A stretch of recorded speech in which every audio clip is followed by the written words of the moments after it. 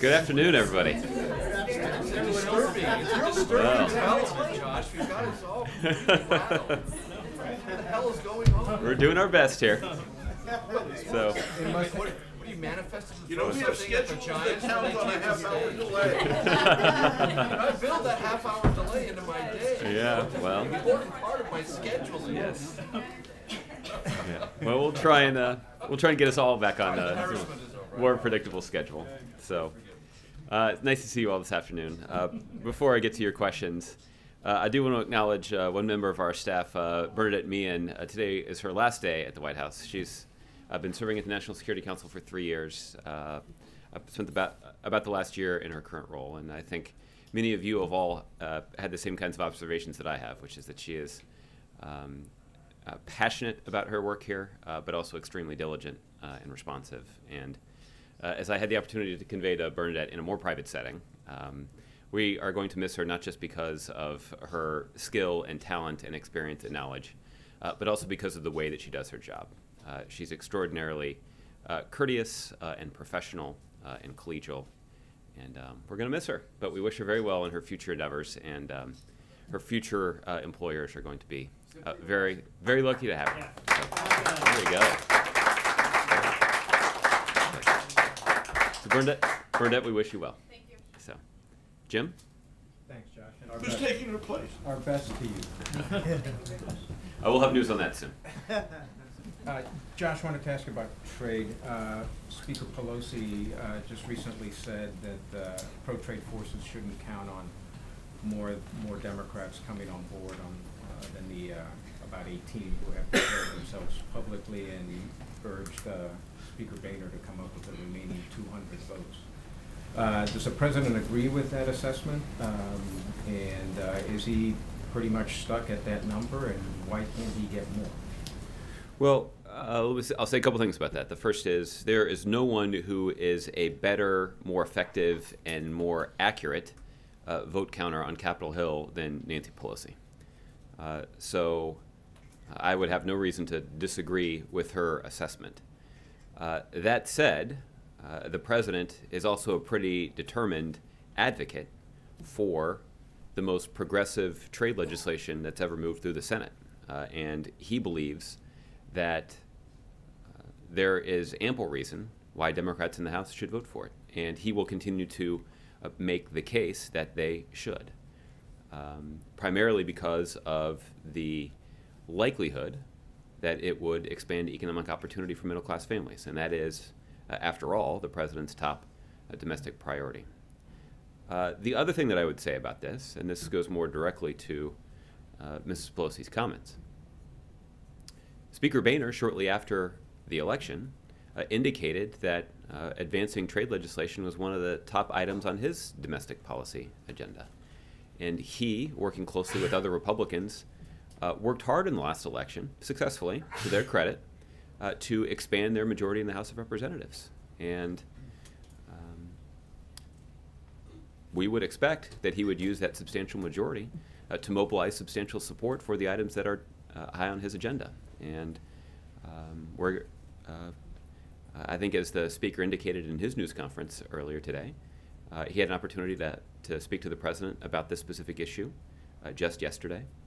And that is an indication that Democrats and Republicans may be able to seize on some common ground here, advocate within their parties for legislation that both the president and Speaker of the House believe would be clearly in the best interests of the U.S. economy. So our strategy moving forward will be to continue to make the case to members of Congress on the merits of this issue, and we'll see what happens. There's talk of this vote coming up as early as next week. Does the president have any qualms about it being that soon? Does he feel that the votes need to be secured and more Democratic votes be secured before that vote? Well, it will be the responsibility of the Speaker to determine when the vote should take place, and I'm confident that whether that vote takes place next week or the week after, the President will aggressively advocate for the passage of this bill right up until the vote occurs. And that, I assume the Speaker of the House will do the same thing. And again, we feel very good about the merits of this argument, that this legislation would write in enforceable labor and environmental standards, provisions that have not previously been included in trade legislation, that it would have an impact on raising standards related to human rights among the member nations who are taking part in this agreement. And that there are ample reasons why progressive Democrats would support it. We saw about a third of the Democrats in the Senate support this legislation, and I don't think we'll get a percentage that's that high in the House, but it is an indication that there are ample reasons for Democrats to support this bill. That gets to another question. In 2002, the last time that there was a successful vote on TPA, there were 21 or 22 Democrats in the House who voted in favor of it, and there was a Republican president in the White House. Why is it so difficult for this president to even achieve that this time around? Has the dynamics of trade changed so much that it's more difficult for a Democrat? Well, I think, Jim, what we have, what the president has acknowledged, that there is in the in the Democratic Party, reflexive opposition to trade legislation. That many Democrats do look back on recent trade agreements that have been negotiated with some concern about the impact that has had on some segments of the economy. That's precisely why the president has sought to learn the lessons from those previous agreements. And many Democrats point to NAFTA as evidence that trade policies do not benefit American workers. And the president, I think, made a pretty persuasive case in the NPR interview that he did yesterday that the agreement that he's negotiating in terms with these other Asia-Pacific countries, including Mexico and Canada, would write in enforceable labor standards, would write in enforceable environmental standards, would include important human rights protections, would include greater protections for intellectual property, and that these kinds of agreements that's structured in that way would start to put upward pressure on other countries to come closer, at least, to the standards that are enforced in this country, in a way that will underscore the kinds of opportunities that are unique here in the United States. Here in the United States, we have the most dedicated and educated workforce in the world. We have the most aggressive and ambitious entrepreneurs and innovators. We've got tremendous infrastructure in this country, infrastructure that would benefit from some modernization, but still infrastructure that does support a thriving economy. We've also got a business climate that makes the United States the envy of the world. The president often cites this statistic about when global investors are asked which country they're most interested in investing in, the United States is now at the top of that list. So the case that the president makes is that if we leave the rules where they are today, we're going to continue to leave in place a system that Democrats complain have disadvantaged American workers. That's precisely why the president wants to go back and change those rules in a way that will start to make the United States even more competitive when it comes to competing for business in the international community, particularly in the Asia Pacific, which is the most economically dynamic region of the world. Lastly, one of the things that Leader Pelosi said was that the TAA component, the trade assistance component of the legislation, is a non-starter because it's paid for with Medicare savings. That's an issue that a lot of Republicans don't want to vote for either. Does that complicate the equation for you guys? Well, there are obviously what we have been focused on is making sure that the size of the trade adjustment assistance legislation is sufficient, and the president believes that a lot of the assistance that's included in that bill goes toward things like job training and investments in our workforce that are going to be critical not just to the success of middle-class families and workers all across the country, but will benefit our broader economy. There are always debates in Congress among Democrats and Republicans about the best way to pay for things, and approaching these challenges in a fiscally responsible way is something that the president has made a priority. but that's always the subject of extensive debate and discussion and occasionally brinksmanship in the United States Congress. So hopefully that brinksmanship won't occur in this situation, but that we can resolve those differences and pass trade adjustment assistance that certainly the President and the vast majority of Democrats believe would be good for our economy. Okay. Roberta? How confident is the President that Speaker Boehner is going to be able to deliver those 200 or so votes? Was Speaker Boehner able to give the President any assurance during that call? And can you give us any color on that call at all? I don't have any more details from their conversation to share at this point, but I think what should be clear by now is that this is an opportunity for Democrats and Republicans in the House of Representatives to do something that the President has frequently challenged them to do, which is to not allow a difference of opinion over one issue to become a deal breaker for all the others. And the fact is there are many areas where we disagree, but the President and some Democrats in the House of Representatives agree with the vast majority of Republicans that the Trade Promotion Authority, that legislation that's passed the Senate, is in the best interest of the U.S. economy. And hopefully Democrats and Republicans will be able to work together to pass it.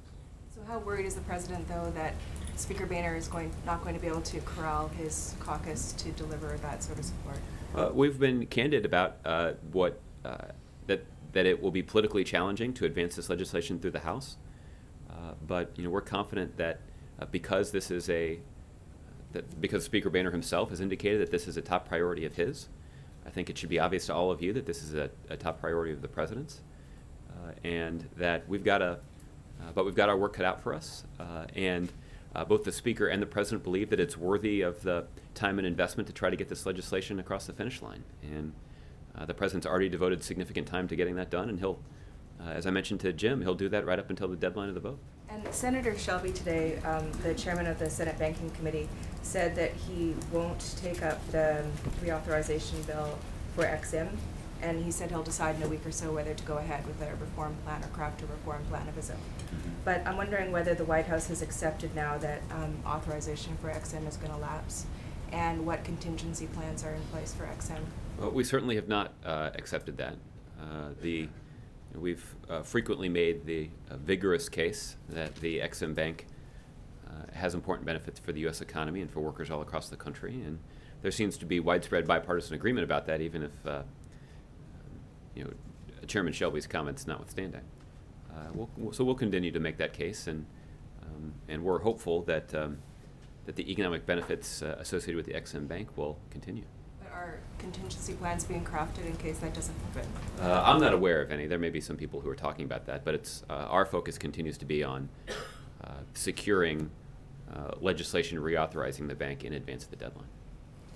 Michelle? And you just mentioned that the President's going to aggressively advocate for this, and you've stated the position on how this would be different than past agreements many times. But when you look at the tactics on the other side of the argument, the extreme pressure on Democrats, petitions with millions of signatures and things like that, I mean, these campaigns that Labor has put out, do you feel like there's really any going up against moves like that, and how do you try to counter that kind of pressure? We successfully countered that pressure in the United States Senate. As I mentioned, we got about a third of Democrats in the United States Senate to consider this legislation absent any sort of political motivation, and to evaluate whether or not this bill would be good for the economy. And again, that means overcoming the reflexive opposition of a lot of Democrats. But it also means focusing on the challenge that the United States Congress has before them. The President's talked about this quite a bit, more broadly about the economy. When it comes to the Congress actually taking steps that will lay a foundation that will allow the private sector to grow and thrive and benefit middle-class families all across the country. And again, right now the rules, if you listen to Democrats, what they say is, if you look at the way the rules are written now, they put some American workers at a disadvantage.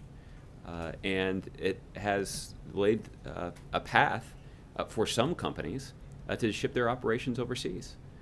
And the President basically has adopted an approach that says, let's go change those rules then. let's give businesses a reason and an incentive to come back to investing in America. We already know that we've got the most dedicated workers, we've got the most ambitious innovators, we've got a great business climate here that's the envy of the world. We've got the best colleges and universities, we've got terrific job training programs, we've got, as I mentioned, an infrastructure that could benefit from some updating, but already does support a very dynamic economy. So those are the kinds of advantages that we want to capitalize on, and the President believes that advancing trade legislation is one important way for us to do that. That's certainly the case that we've made to not just Democrats but to Republicans as well, and we continue to believe in the power of that argument. So, but will his approach or will his actions be any different? I mean, now that it's coming right down to it, and you're saying that he's going to aggressively advocate, is that going to be something different than he's doing, or do you feel like this whole time he's been aggressively advocating, especially going up against that kind of pressure? Yeah. Well, again, we went up against that kind of pressure in the United States Senate, and we succeeded in getting about a third of Democrats to support this legislation, and we succeeded in getting 62 members of the Senate to vote for final passage, as I recall. Is that right? I think so. More than 60, at least. It's an indication that we have a persuasive argument, and the President obviously has traveled across the country talking about this issue. The President has talked to reporters from across the country just yesterday. He hosted 5 local television reporters here at the White House, in which he conducted a rather detailed policy-centered interviews with them to talk about the impact that trade legislation would have in their communities. The President did a conversation with Kai Risdahl of Marketplace that aired last night, again making this similar case. So the President is also convening telephone calls and meetings with members of Congress. So I do think that you could make a case that the President's been aggressive about this, both in public and in private, making the case to the American public, to members of Congress.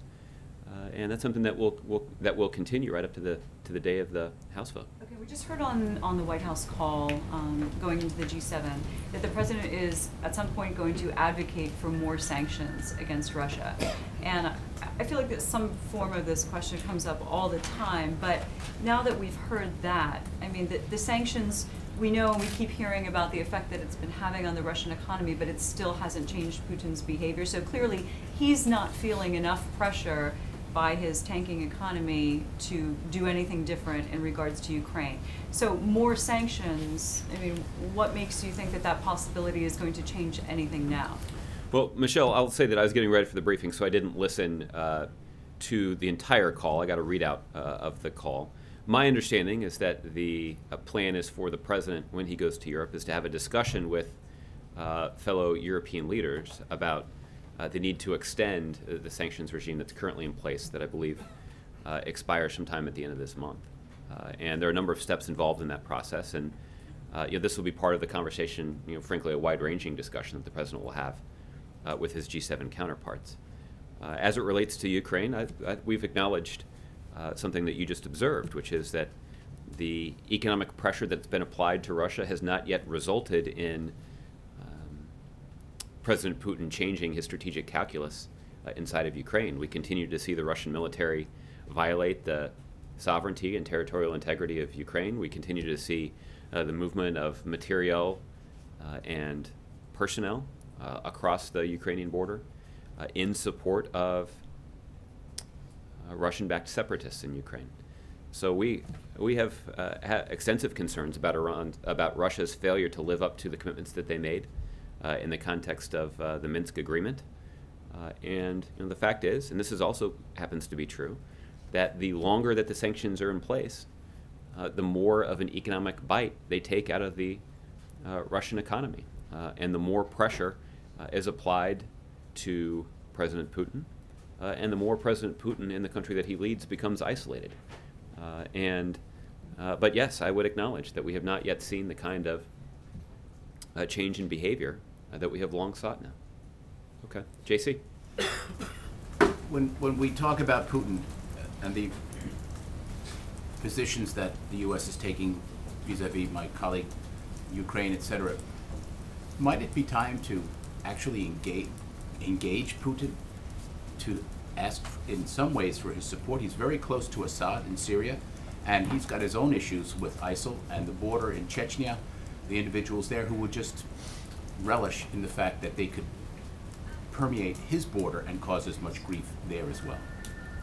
Well, JC, I'll remind you that the Secretary of State was just in Russia last month, where he had an opportunity to meet both with Foreign Minister Lavrov as well as with President Putin. And again, I do think that goes to the rather complicated relationship that we have with Russia at this point, that we have been able to work effectively with Russia in the context of the P5+1 negotiations with Iran, for example. We have been able to leverage their support for those negotiations in a way that has isolated Iran, compelled them to come to the negotiating table, and has created a diplomatic opening that we're trying to seize here to prevent Iran from obtaining a nuclear weapon. And Russia has legitimately, to their credit, been a good partner in that regard. But when it comes to Ukraine, we have significant concerns about their behavior and the way that they have pretty recklessly escalated the situation in that neighboring country. And we've been blunt about conveying those concerns to President Putin, both in public, as I think I am now, but also in the private conversations that the President and Secretary Kerry have had with him over the last year and a half. The ISIL threat, that's something else. And again, there's an interest that he has in a coordinated effort perhaps to help defeat that. Sure, and I know that President Putin has said publicly that he's concerned about the threat of extremism in that region of the world. And we're mindful of that. And again, it's an indication that there are some areas where we're able to work effectively with the Russians to advance the security interests of the United States and to advance the broader cause of stability around the globe. But at the same time, there have been situations where Russians have contributed to exactly the kind of instability that we're trying to snuff out. So we're pretty blunt about those areas where we agree and where we don't. And that will not prevent us from continuing to deepen our cooperation where we can, but also continuing to raise significant objections and concerns where we need to. Okay, Thank you. John? Just to follow up on the trade bill, so if Nancy Pelosi's right and the Republicans really need to deliver 200 votes, you've got the 17 Democrats. By my count, that's about 9% of the Democratic caucus has been convinced by what you have said is a very persuasive argument from the president.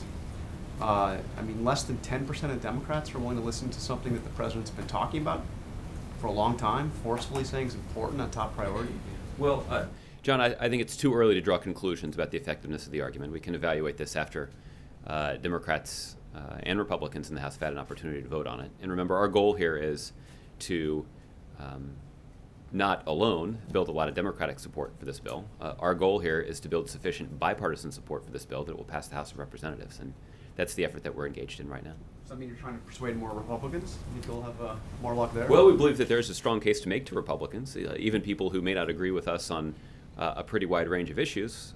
I do think that there is a reason to think that there are some Republicans, a lot of Republicans, who could get on board with this piece of legislation too, in terms of the impact that it would have on the economy in the United States. And so we're not hesitating to make that case either. But our efforts have principally been focused on Democrats. Do you think President Obama, if he were still Senator Obama, if he were still in Congress, would he be supporting this? I do feel confident that if the president were in Congress, that this is something that he would support. And again, the reason is that this is the most progressive piece of trade legislation that the Congress has considered. And because of the enforceable labor standards, the enforceable environmental standards, the human rights protections that are included, the intellectual property protections that are included, and because of the challenge that's facing our economy right now, that if you acknowledge the legitimate concerns that many Democrats on Capitol Hill have raised about the impact that previous trade agreements have had on our economy and on middle-class families, the logical conclusion is that the way that the rules are currently working are not oriented to maximize the benefits for our economy and for middle-class families. So the president's making the case that we should change them, and change them in a way that will benefit our economy and that will benefit middle-class families. That's exactly what we're pursuing. But I ask because do you see the situation differently from the Oval Office than you do from Congress? I mean, we saw Bill Clinton's position on trade became evolved as he became president and he pursued NAFTA. We President Obama is very strongly for this agreement now. Do you see it differently when you're looking at it as kind of a national priority versus, you know, from your perch in Congress? Well, I will say that you did raise one interesting question. There was some coverage at one point during the primary campaign about the president's promise to essentially to renegotiate NAFTA. And the fact is that both Mexico and Canada are part of this agreement, and this agreement would actually raise the labor and environmental standards beyond what they currently are as codified in NAFTA to a higher standard.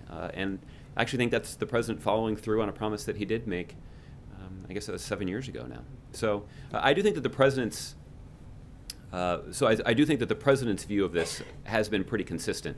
I think I would concede that it's not particularly surprising that members of Congress who have a smaller constituency might have a different view than the President of the United States, who essentially has a national constituency. I think that might lead some people to draw some different conclusions.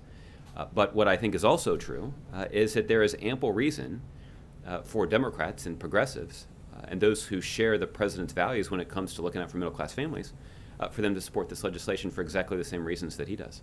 Okay, just one last thing. You probably saw we had another presidential announcement yesterday, Lincoln Chafee. One of his platforms is to go to the metric system. Wondering if the White House has a position on moving the United States to the metric system.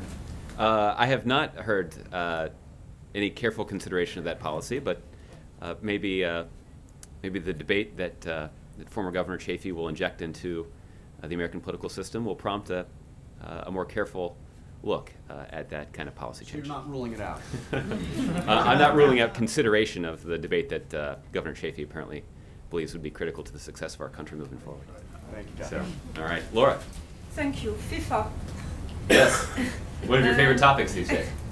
Very important topic. Do you think in your fight in the United States against the corruption, FIFA will be a topic during the G7? I don't know if it will come with the G7. I suspect that there are a lot of soccer fans who will be attending the G7, both even at the highest levels. I don't know how much discussion there will be. Obviously, the president has confidence in the career prosecutors who have taken a careful look at this issue and are conducting the ongoing investigation. So I think even in those private conversations, there's probably not a whole lot that the president will have to say. But again, given the high concentration of soccer fans that will be in attendance in the meetings, I wouldn't be surprised if it came up. According to the Washington Post yesterday, more than 1,000 migrants died in Qatar building a stadium for the soccer game in 2022. Did you follow that, and does the White House have any reaction regarding the Qatar involvement and the possibility of being part of the investigation? Well, I don't want to get into some of the details of the investigation because it's ongoing, and I don't want to be perceived as inappropriately influencing that ongoing investigation. So I'd reserve comment on that. Are you concerned by the Qatar name coming back all the times in this investigation? Well, again, it's an ongoing investigation, and I have confidence that our federal prosecutors will do their due diligence in terms of trying to learn more as they carry out their investigation. Okay. Cheryl. Thanks, Josh. A budget question. Just this week, the OMB director sent more letters to Capitol Hill saying the spending bills are inadequate, don't fund enough. But if you ask appropriators, they say sequestration is still the law. It's all we can do.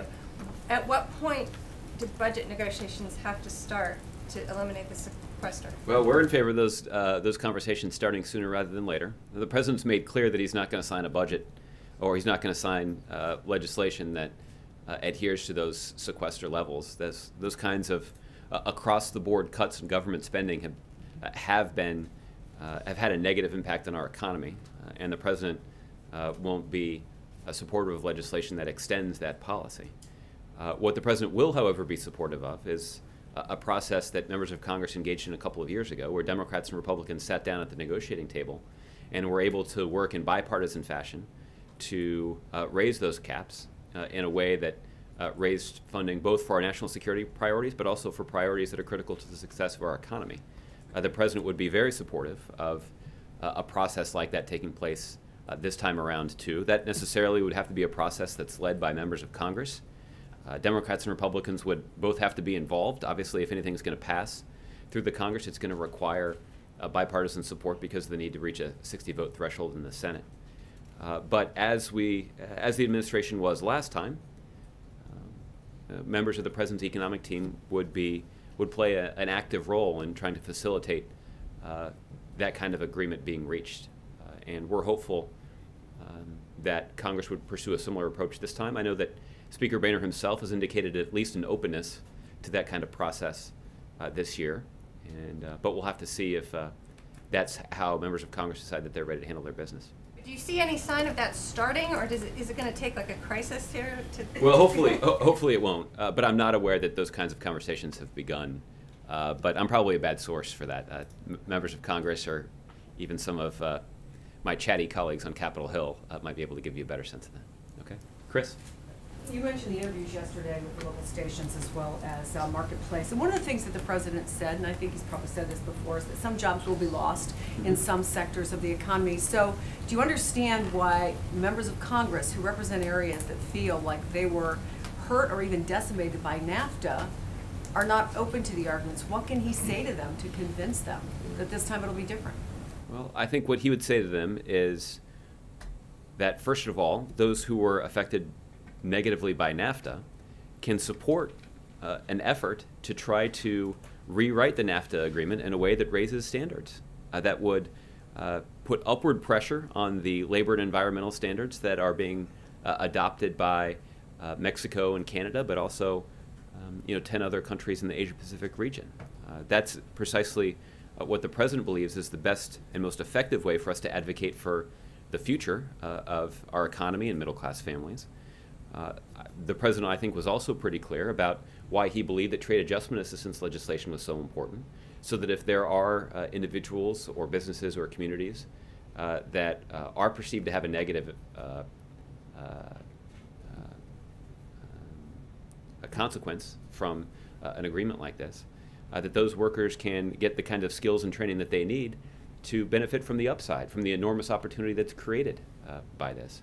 I think the other thing that the other point that the president made that should not get lost in this debate is that globalization and technological innovation have had a much more profound impact on the changing economy and the changing workplace than these kinds of trade agreements have. And in fact, these kinds of trade agreements are a way for us to try to alleviate the negative impact of those broader trends that in some cases have had a negative impact on local economies or on individual businesses.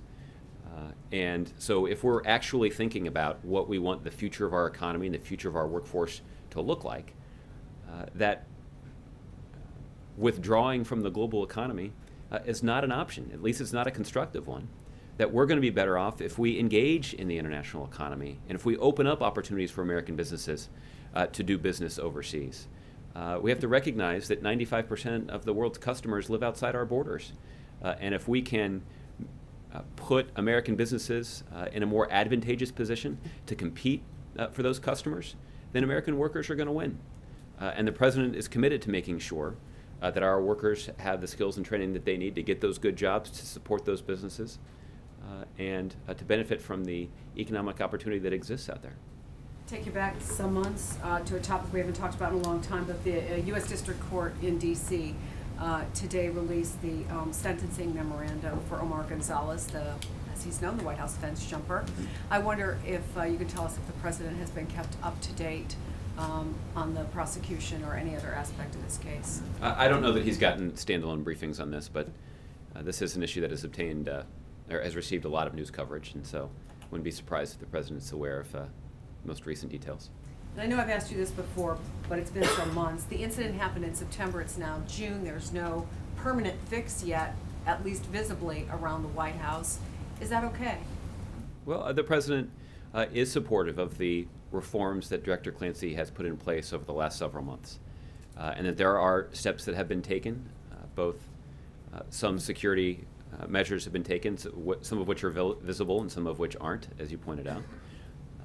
But the president continues to have full confidence not just in Director Clancy, but in the professionalism of the men and women of the Secret Service, who take very seriously their responsibility to put in place reforms that will bolster the security at the White House complex, but also ensure that the men and women of that agency are living up to the very high standards that they've established for themselves. Well, let me ask you specifically about the fence, because it's not obvious just a physical barrier, but it sends a psychological message as well to people that were serious about it.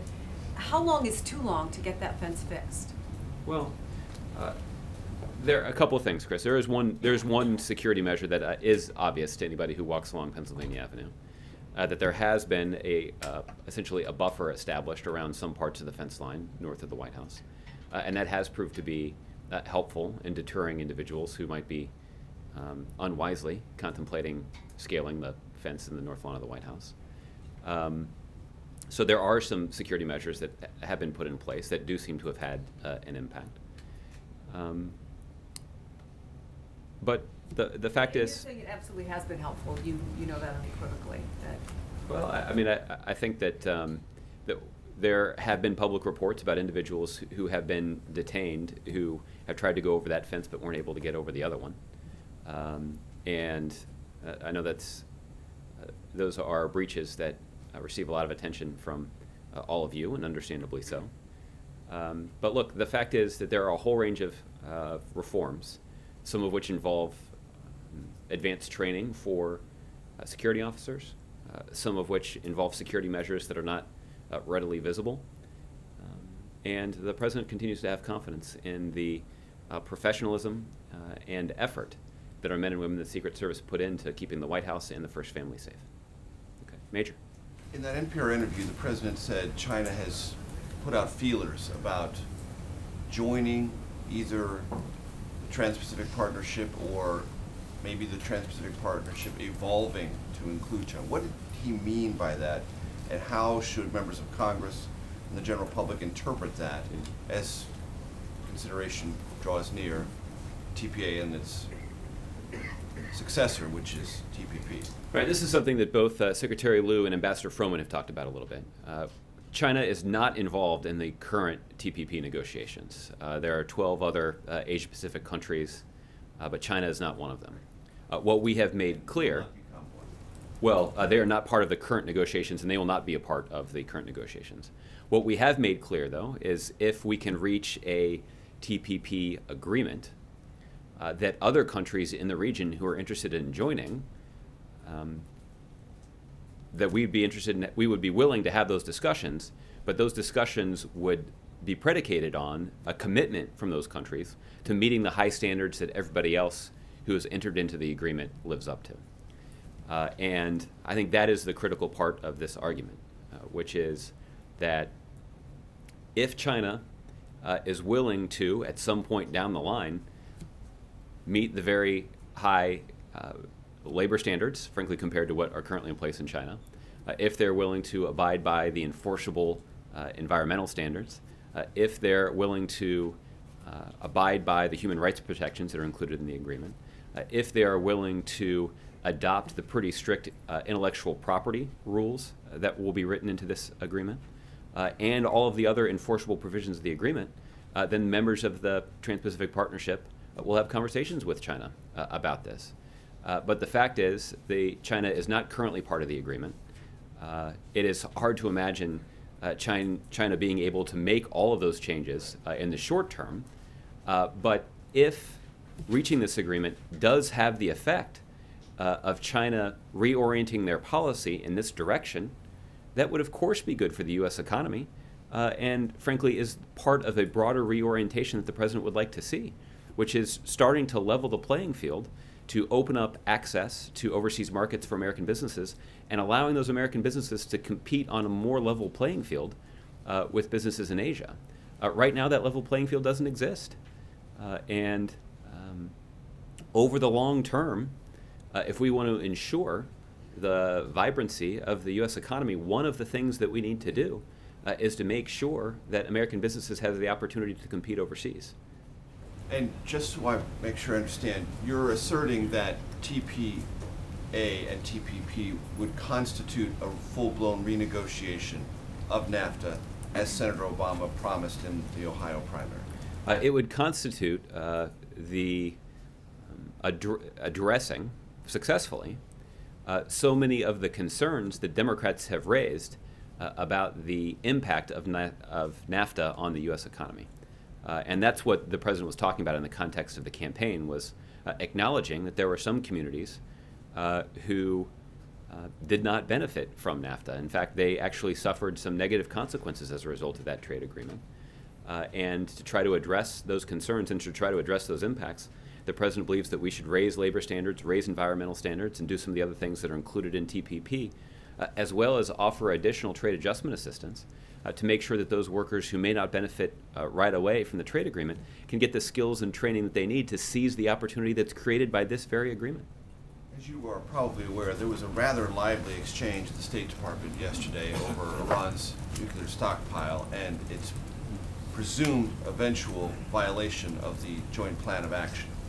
And it was the State Department spokesperson's point of view that this is essentially a non-issue. As you're probably aware, that's not the way it's viewed by members of Congress in the Senate or the House. Just to start this conversation, give us the explanation, if you can, why Iran's nuclear stockpile and where it is now and where it's likely to be does not violate the Joint Plan of Action and should be of no concern to those who want to prevent Iran from obtaining a nuclear weapon. Well, I think the first thing I would say is that the IAEA in their report, and nowhere in their report does it say that this is a violation of the Joint Plan of Action. The second thing is we have seen this kind of fluctuation in Iran's stockpile of low-enriched uranium, even in previous agreements. And the reason we've seen that fluctuation is because Iran does continue to produce low-enriched uranium consistent with the Joint Plan of Action. The requirements of the interim agreement, however, are that they abide by the cap by the end of the agreement. And so what we're monitoring is to make sure that they abide by this cap that was that's established for June 30th. Previous iterations of the agreement, they have met. There's been a similar fluctuation, and by the end of the agreement, no, not on average. By the end date, they have to be at the cap, and so that's how we'll evaluate their continued compliance with the Joint Plan of Action. The third thing I would point out is that the only reason we're having this conversation is because we now have a lot of insight into Iran's nuclear program, and that is a direct consequence of the Joint Plan of Action, that Iran has submitted to extensive monitoring of their nuclear activities, and that's why we are able to assess with such great precision exactly what their stockpile looks like. The last thing I'll say is that if we're able to reach a final agreement by June 30th, we've been clear that the final agreement would dramatically reduce even further Iran's stockpile of low-enriched uranium. So right now the cap is at 7,650 kilograms. The final agreement would envision Iran reducing their stockpile to just 300 kilograms. And that is why I think a lot of people were surprised, pleasantly so, when the political agreement was announced, that Iran would reduce their low-enriched uranium stockpile by 98%. And this is exactly what we're talking about. Practical concerns. Well, would it reach that level? And does any of this past behavior suggest either unwillingness to or a technological inability to achieve that? Well, in compliance with the agreement. Yeah. Well, the first part is getting a political agreement, and that is actually what was reached. That is what Iran committed to in the context of those political talks in early April. Now, there are obviously a lot of details associated with meeting the standard, and that's what's being... You can agree to anything, and then it's up to the IAEA and others to detect whether they have, and even if they haven't, say, well, we're working on it, and yet the sanctions are lifted, and they're about their merry way. Well, let's not get ahead of ourselves. A couple of things. One is we have the foremost nuclear security expert in the world taking active part in those negotiations. That's the Secretary of Energy, Ernie Moniz. So he has a lot of technical knowledge about how exactly Iran can meet the commitments that they make. We'll obviously have neutral international observers at the IAEA who will also be part of the most intrusive inspections measures that have ever been imposed on a country's nuclear program to verify their compliance with the agreement. And to be clear, we would expect them to meet this 7,650 kilogram level by June 30th for their low enriched uranium. And then over a period of time, they would have to meet the 300 kilogram cap. And the process by which they start to live up to those commitments, if an agreement is reached, and the way in which sanctions relief is offered is something that is still under negotiation. But the President has been very clear that the kind of sanctions relief that the Iranians would like to see is not something that we're going to offer until we start seeing a firm and clear commitment from the Iranians that they're going to live up to their commitments. Just to be clear, you're talking about U.S. sanctions. Other sanctions could be lifted as they try to move from this 7,650 kilogram to the lower mark. Well, I do know that our P5+1 partners have similarly strong feelings about ensuring that Iran lives up to the commitments that they make in the context of a final agreement. Thanks, John. Okay. Thanks, Major. Kevin. Thank you, Josh. I Yes, want to sir. ask you about comments made by General David Petraeus in an interview with Charlie Rose. He said when he was asked if, I imagine that on CBS, he asked him if we were winning in Iraq, and the general said, well, you know, these are fights where if you're not winning, you're probably losing because time is not on your side. Does the White House agree with the general that we're probably losing? Kevin, the way that we have described the situation is that there are areas where we've made important progress and areas where we've experienced some significant setbacks. I think General Petraeus knows more about this than either you or I do, that this is a typical characteristic of any sort of military conflict. And there's no denying that taking a leading ISIL figure off the battlefield in Syria, as we did a couple of weeks ago, represents important progress. There's no doubt that over the last several months, as Iraqi security forces have prevented, essentially reduced ISIL's footprint by 25%, that represents important progress. But what's also true is that ISIL being able to take over the entire city of Ramadi represents a setback, and one that we are working with the Iraqis to try to address. But again, I think that is typical of the kind of military conflict in which the United States and our 62 coalition partners are currently engaged. I want to ask you about criticism from Minority Leader Nancy Pelosi responding to some of the comments made by the general. She said, well, I've been there several times and I can remember him and others saying that they trained 175,000 Iraqis to be able to pick up the fight themselves. You should ask the general about that. Perhaps they didn't train as many as they suggested. Is that a fair criticism? Well, I didn't see those specific comments. Obviously, part of the strategy that we're currently pursuing inside of Iraq, again, alongside our coalition partners, is to bolster the capability and capacity of the Iraqi security forces so that they can take the fight on the ground against ISIL in Iraq. And that is a core component of our strategy and one that we are aggressively pursuing. It is a strategy that has borne some fruit, that there are some areas inside of Iraq where coalition-trained Iraqi security forces have succeeded in taking back important strategic objectives from ISIL. But there are obviously more fighters that we would like to train, some of whom are part of the Iraqi security forces. Some of them are local tribal fighters. We would expect all of them to operate under the command and control of the Iraqi central government. And when backed by coalition military air power, we are optimistic about the kind of success they can have against ISIL fighters. The New York Times, in an editorial, suggested that transgender soldiers, service members, should be able to serve openly. Does the White House have a position on that? We don't. You do not. Can I follow up on that? So, not right now, Chris. Go ahead, John. Yeah, and just one more. As it relates to the medical marijuana, is an issue in particular out west that is a very hot button issue. Does the White House believe that medicinal marijuana is a good idea, legalization? Is that a good idea as well? The President's spoken about this publicly quite a few times, and he does not support the legalization of marijuana. Thank you. Okay. David. Josh, the New York Times and ProPublica have a story that the new Snowden documents out that claim you guys expanded the warrantless surveillance program to cover possible hacking, malicious computer hacking. Did you guys do that, and what's your reaction to this story? David, I'm obviously not in a position to talk in a lot of detail about any sort of covert government programs that may or may not exist. What I can tell you is that the Director of the National Intelligence has been clear that the United States is facing a cyber threat that's increasing in frequency, scale, sophistication, and severity of impact. And there are a variety of tools that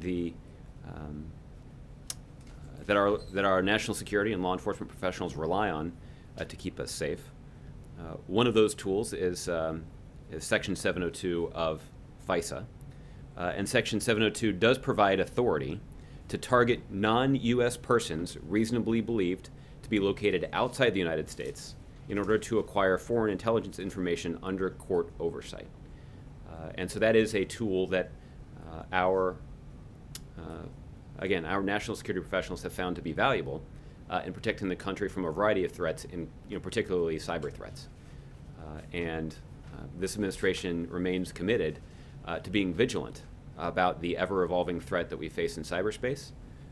The president spends a lot of time talking to his national security team about it. Are you saying if there is warrantless surveillance of computer activity, foreign computer activity, that's covered?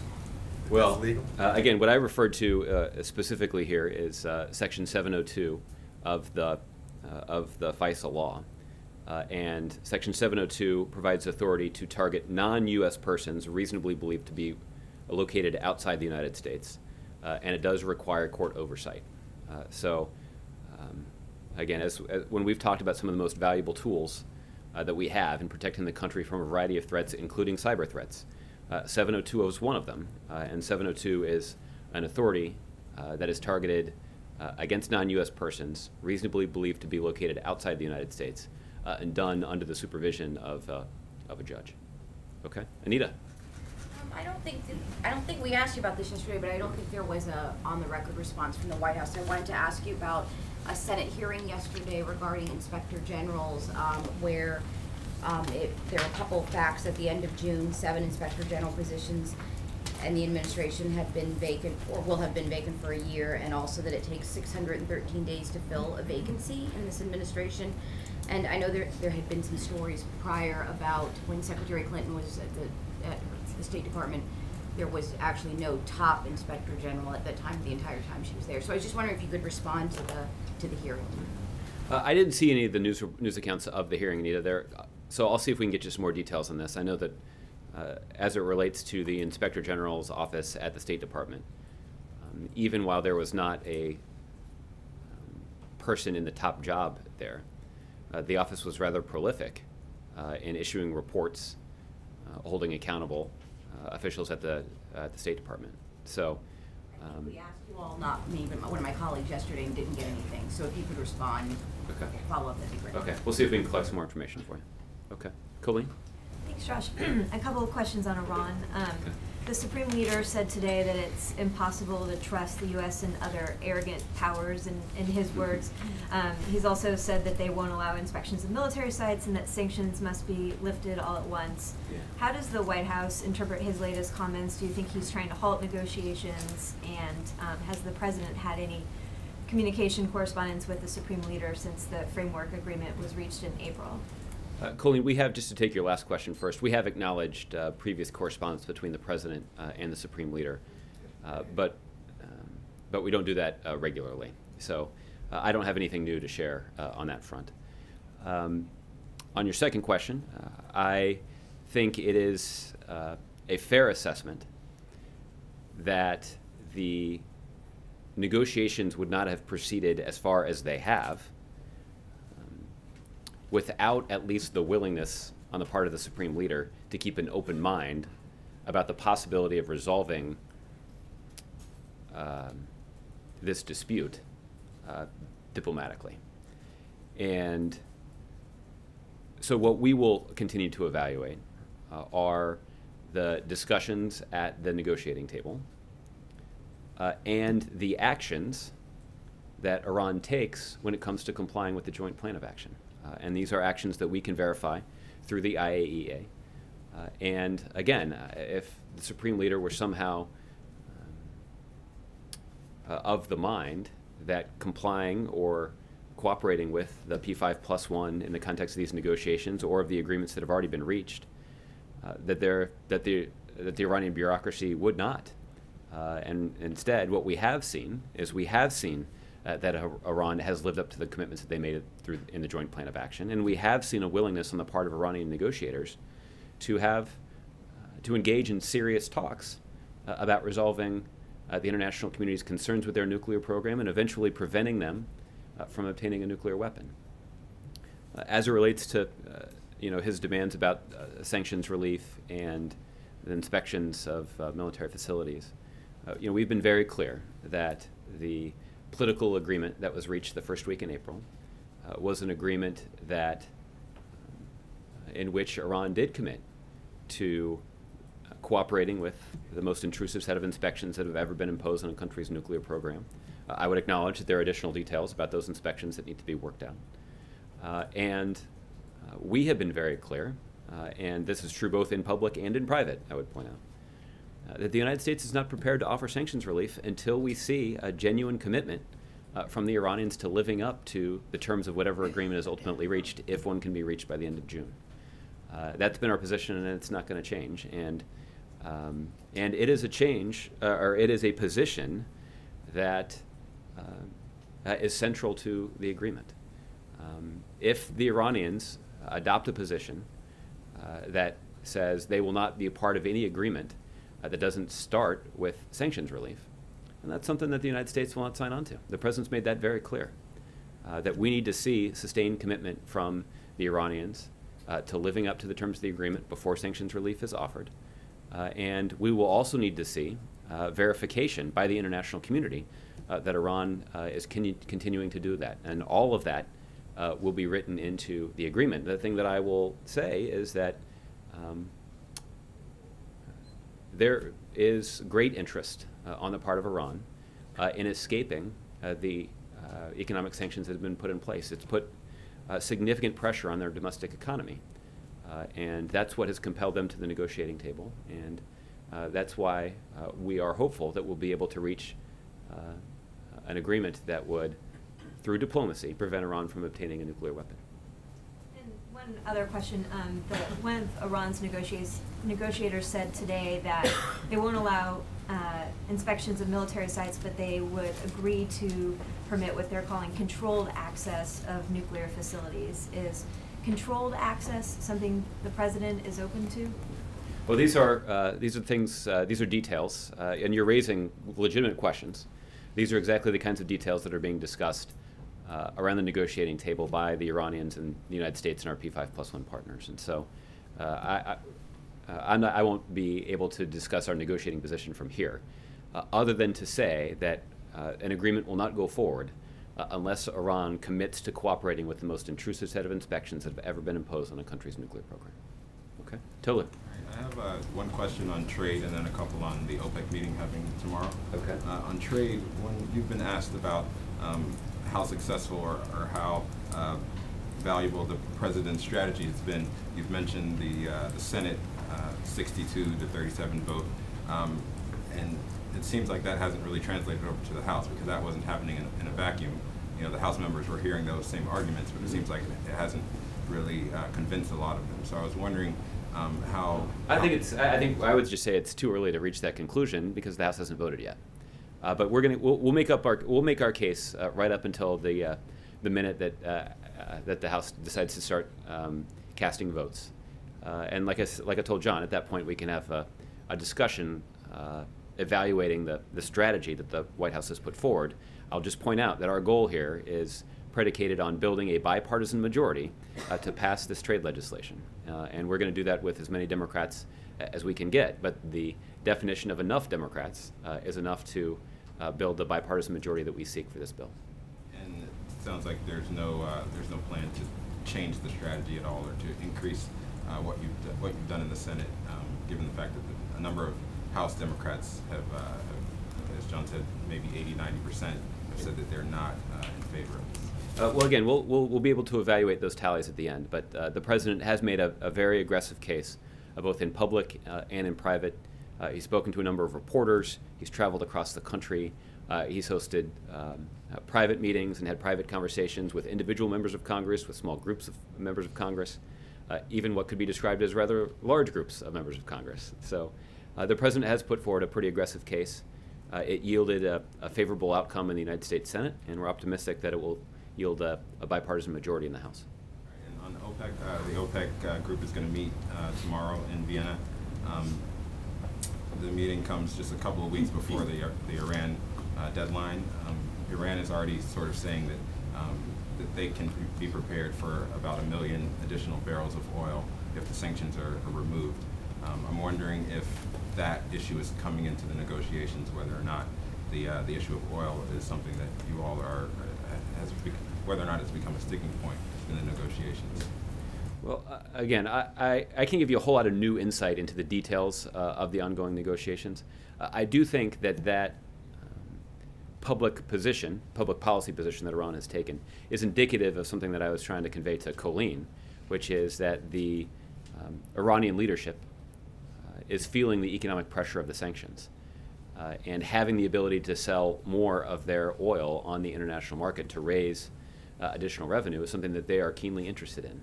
And that pressure has compelled them to come to the negotiating table and to participate in those talks in a serious way. And we're hopeful that it will ultimately lead to a diplomatic resolution or a diplomatic agreement that would prevent Iran from obtaining a nuclear weapon. One more. The Census Bureau said yesterday that the U.S. exported almost 600,000 barrels of crude in April. That's a record. I'm wondering if that increase bears any weight on the decision of whether to change the U.S. position on the crude export ban, and whether or not you have an update on where that stands. I don't. It's the Department of Commerce, so that may be able to give you a sense of whether any kind of changes in the works. Okay. Patty.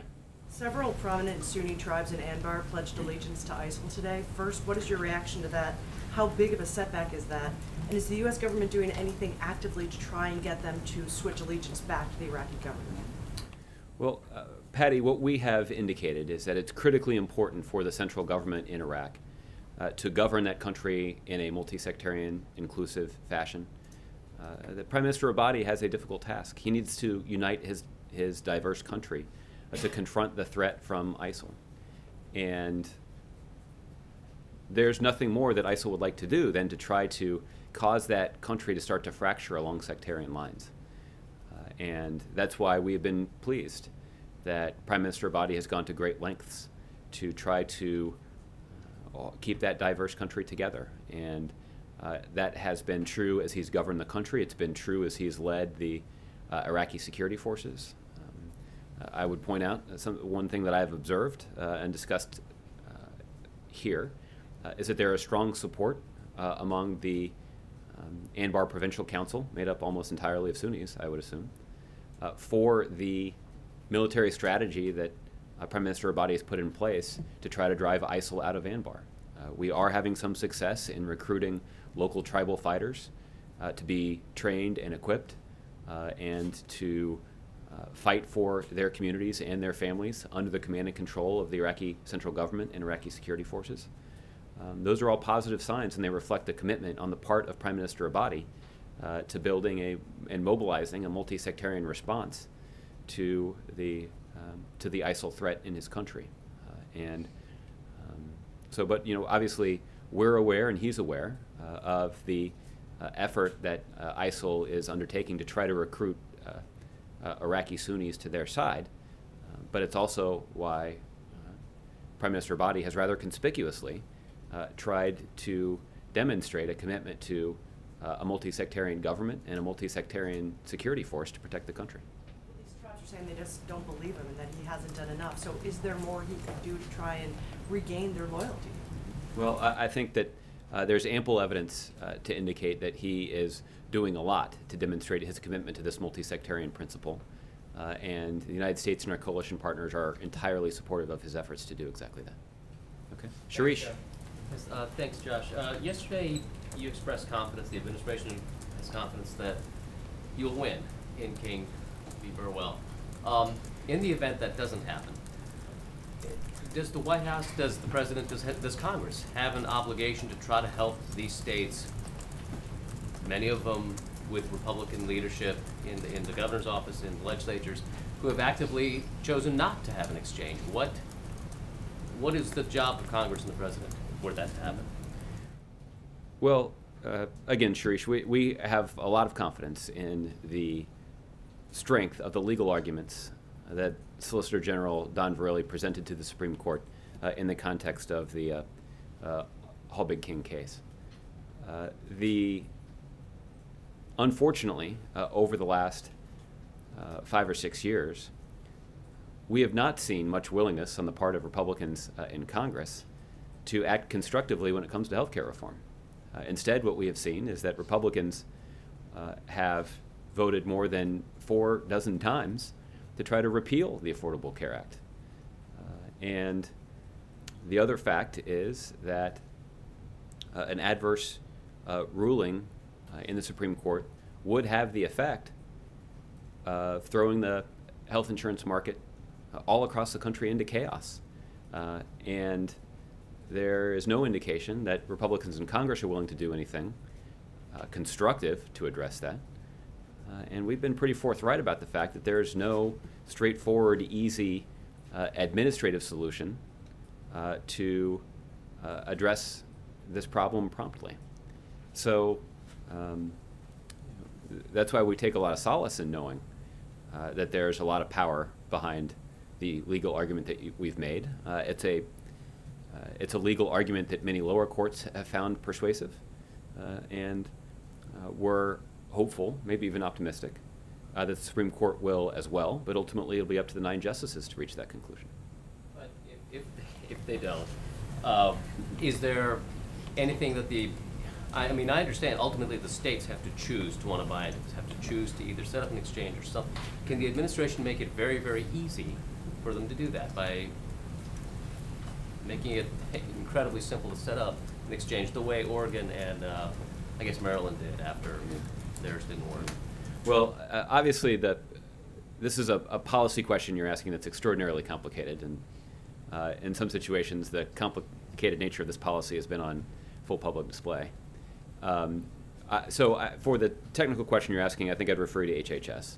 As a general matter, what our professionals have said, those who are steeped in the details of the health law and who are aware of the legal arguments that underpin this policy, that there is no simple, straightforward administrative fix that would solve a problem resulting from an adverse Supreme Court decision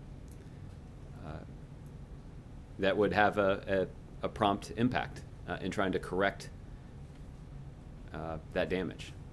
And again, that's why we take solace in the knowledge that we've got a persuasive, powerful legal argument to make, one that has convinced or persuaded many federal judges at lower levels of the wisdom of our position.